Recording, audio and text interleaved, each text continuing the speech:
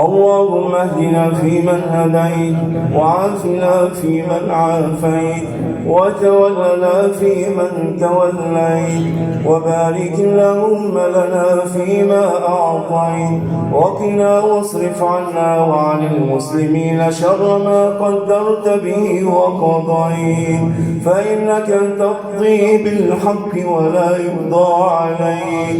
يا ربنا لك الحمد كما ينبغي لجلالك وجهك وعظيم سلطانك.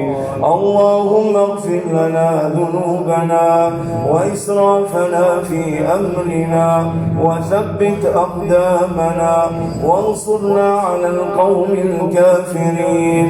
اللهم ارزقنا قبل الموت توبة، وعند الموت شهادة، وبعد الموت جنة ونعيما يا رب العالمين. اللهم اجعل القرآن الكريم ربيع قلوبنا ونور أبصارنا وذهاب همومنا وغمومنا يا الله. اللهم ارحم والدينا، اللهم ارحمهما كما ربونا صغارا. اللهم ارض عن والدينا، اللهم أصلح لنا آباءنا وأمهاتنا، وأصلح لنا أزواجنا وزوجاتنا، وأصلح لنا أبناءنا وبناتنا، وأصلح لنا شبابنا وشاباتنا، وأصلح لنا إخواننا وأخواتنا، وردنا جميعا إلى دينك ردا جميلا يا رب العالمين. اللهم اشف مرضانا، اللهم أنزل الشفاء على كل مريض لنا يا الله.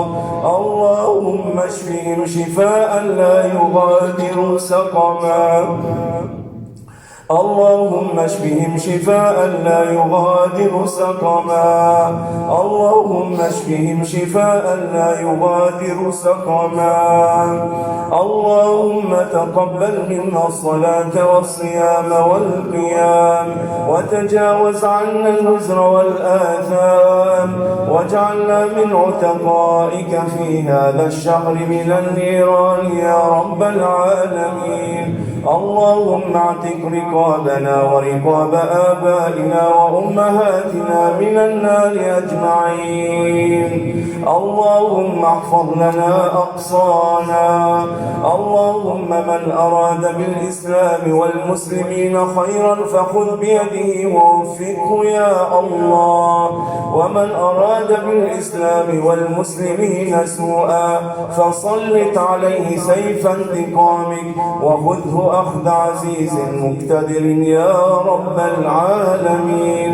وصل اللهم على سيدنا محمد النبي الأمي وعلى آله وأصحابه وسلم أجمعين.